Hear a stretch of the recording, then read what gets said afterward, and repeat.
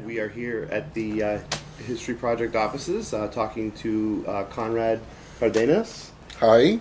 And we are doing this as part of the DJ Project. So thank you for coming. Glad to be here. And we're going to start briefly with just a little bit about where you grew up, where you're from, where you grew up. Okay, I was born and raised in Cuba. Uh-huh. First 11 years of my life, I lived there. At 11, I was sent to this country by myself. With my sister 3 months later, went to live in a refugee camp. I'm known as a Pedro Pan kid. Pedro Pan were children sent from Cuba in 1962 without their parents to live in this country, because Cuba, they were indoctrinating children of that age. And there were 10,069 children sent from Cuba in 1962, and I'm one of them. And we're considered very special because we were saved. And I know if I had lived in Cuba, I would not be alive now. Yeah. And what part of the States did you come to from there? We came, I was sent to Miami, where I was met by an aunt of my mother's, and went to live with her, and she worked in a nightclub.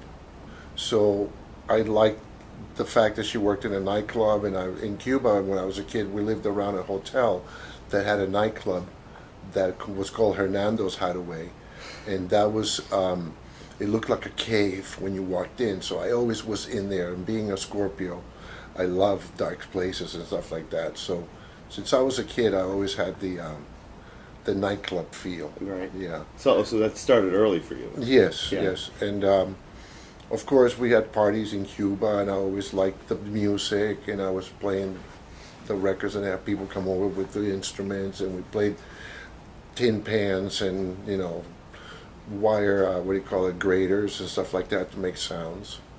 And then I came to this country and lived in this camp for a year and a half. And on the weekends, we had families that would sponsor us on the weekends to go out of the camp, because when we were in camp, I lived in a house with 24 kids, 24 boys at the most. They changed every day. And we had to go to school. We ate in a mess hall. We had parties, and it was run by the Catholic Welfare Union. And the reason it's called Pedro Pan is because the father that was in charge of the whole thing was named Pedro, and we came in Pan American Airlines. Oh. That's what we call Pedro Pan children. So you didn't live with your aunt during this period? No. But you did go visit, did you go to the nightclub though a lot when she was? The first 3 months, because I came to the country, she picked me up, and then 3 months after she picked me up, they came and they took me to the camp, because that's where I was supposed to go to begin with. Okay. Yes. So when did you move north? Like what brought you up to? Oh, I moved north in 1969. I moved to Boston. You did? What brought you to Boston? Mainly to get away from my family, because I had come out of the closet. You had? Yes, and they knew I was gay before me. Yeah. And the reason was because my mom did my underwear, and I used to bring underwear home that wasn't mine. So she knew that. But finally came out. I realized that there was a gay lifestyle at 16. And right before I turned 19, I left home because life was very difficult for me at home. Yeah. Were you going out when you were between 16 and 19? Oh, yeah. Down there? You were going out to clubs and things like that? Yeah. What kind of clubs were they? There were just clubs where people sat down and drank beer and went to the bathroom. Yeah. So there weren't dance clubs or anything like that? No. This was in Gainesville, Florida. Yeah. Yes. So you came to Boston when you were 19 or so? Well, it was almost 19. September of 69. Okay. Yeah. And so when you got to Boston, did you know people here? I mean, how did you When I came to Boston, there were group Pedro Pan children also here that I knew from Florida. And they were all gay, and we lived on the corner, on the 6th floor of the corner on Mass Avenue and Marlborough Street. There were 6 of us. And all of us lived in one apartment with no furniture, just the beds. Okay. They were all, part of the drag queens, and all the Cubans lived there. So is this where your connection to Boston nightlife began, by going to like the other side, say? Yes. So you were all sort of other side regulars? Oh, yes. We were the other side, Yeah. And what year was that? 69, 69, 70, Okay. right. And who was DJing when you first went in there? Do you remember? There was no DJ. There was no DJ. It was just a jukebox. Just a jukebox.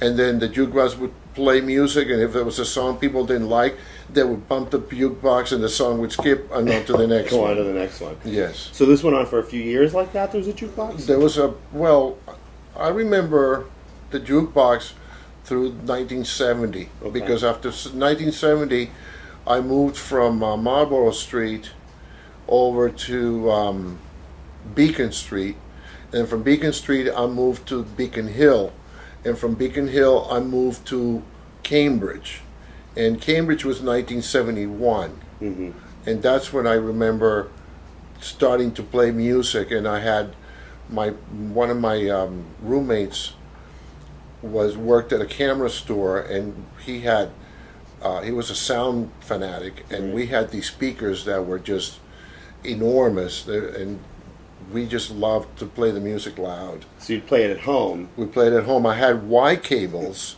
connected to 2 turntables, so I would just drop the record on the needle on the record and let that record play. When the record was almost over, I'd drop the needle on the other one, then pick up the needle and just try to make the music blend. So there really was no mixer of any kind? There was no mixer. It was just going record to record? Right. And trying to make it as smooth as possible? Right. And before that, I came to Boston when I was in high school. In Gainesville, Florida, we used to have parties, and I used to record the music from the radio onto a reel-to-reel tape, and I would try to even mix them like that when I was in high school. So where'd you get the idea then, when you had the 45, when you had the 2 turntables here in Cambridge, where did you get the idea to mix records back to back? Because discotheques hadn't really kind of happened yet, right? Right, but the thing is also, we used to, 3 of us, when we lived on Mass Ave, we used to hitchhike to New York every Saturday on the corner of Mass Ave and Newbury Street. Get there at 10 o'clock in the morning, start hitchhiking to New York, and we would get to New York like within 5 or 6 hours. Okay. And check into the bathhouse, Right. and go out to eat, and then come back to the bathhouse and enjoy ourselves the whole night. So there was music at the bathhouse? And the music at the bathhouse was mixed. Everything in New York City, the music was already being mixed. It was already being mixed? Yes. Okay, so that's where you And kind of that's got where the inspiration? Well, it wasn't an inspiration. I just realized how it was done. Yeah. Because I had the feeling all along. Yeah. I always had the feeling of music like that. Right. And I feel that when you mix 2 songs together, you're actually making a new one. Right. During the mix. Right. That transfers. Right. So the first DJ you recall at the other side then, after the jukeboxes, was that Sam Sampson? That was Sam Sampson. He was, but even though at the time, he and I were not acquainted. Right. So he shows up, he starts DJing there. And he stayed there. And he stayed there. Yes. And that changed the atmosphere in the place? It became more of a... I really don't know, because when I went to the other side, it was mostly with my Cuban friends, and they were during drag shows. Yeah. And we used to go there and dance too. And then we lived on the corner of Mass Ave and Marlborough. Right. And so we would walk to the corner of Arlington and Commonwealth Avenue, where there was a cruising block. Sure.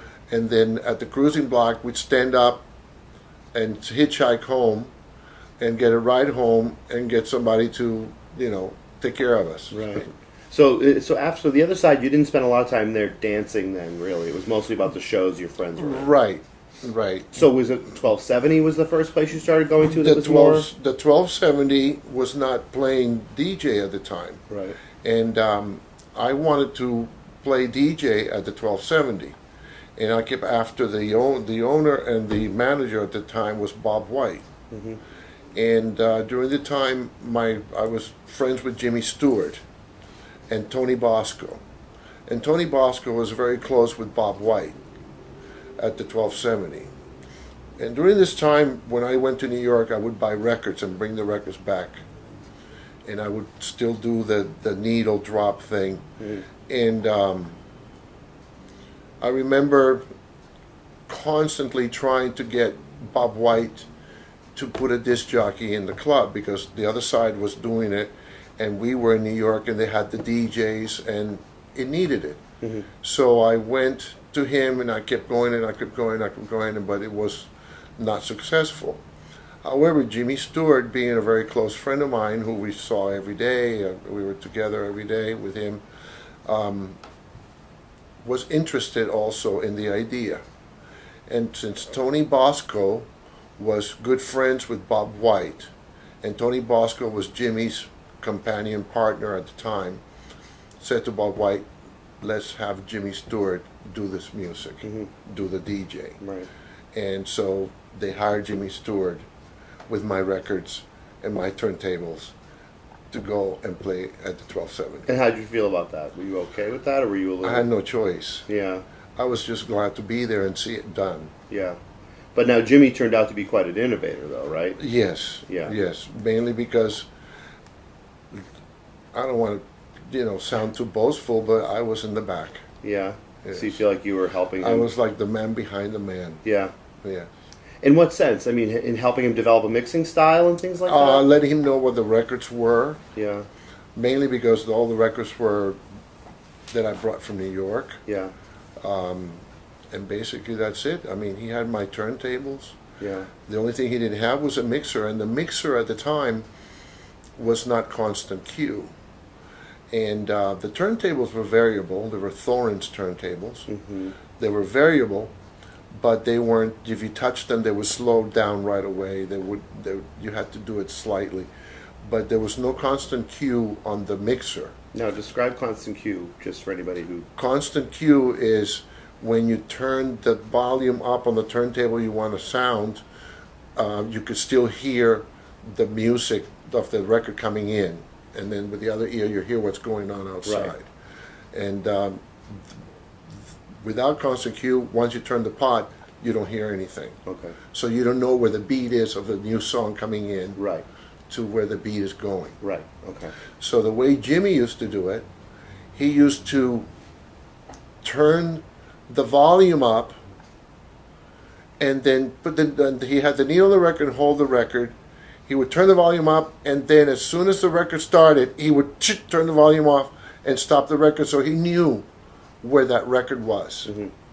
And nobody could tell because it was just like a Right. thing like that. Right. On the sounds, Right. and everybody was laughing and having a good time. So it was almost like a slip cue of some sort. Like Correct. Okay. Right, and this was on the first floor of the 1270. Right. One mono speaker. Yeah, Stephen talked about this. So there was one Right. speaker. One speaker on the top of the entrance of the doorway. Yeah. And the DJ booth was in the corner where the old piano used to be. In the meantime, there was a jukebox upstairs. Yeah. Yes.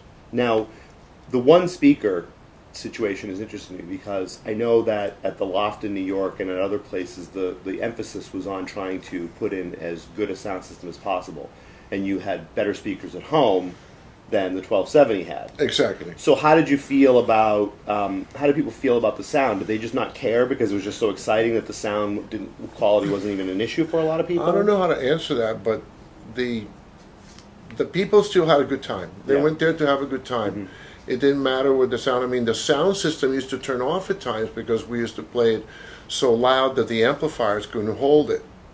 And when that happened, people just started singing at times. Yeah. It was incredible. Until it came back up. Right. Okay.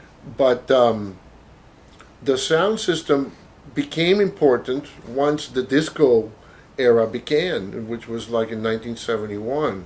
Yeah. And at the time, it was growing and growing and growing, making better sounds. The surround, the stereo, the facing, the triamping, separating mid, highs and lows, more, boom, boom that you had to feel inside you. It was all just sort of being invented as you went along. Right. I remember when I used to go to New York at the bathhouses, they had the Bose speakers with a triangle, and they had like 24 of them hanging from the ceiling. And those were sound systems that you had at home, Yeah. the Bose speakers. Yeah. But that was stupendous because they had it such a way that you could hear the separation of that. And especially when you were high and having a good time with all your friends, you were transferred to other places, and when you were just having a good time. So I want to talk.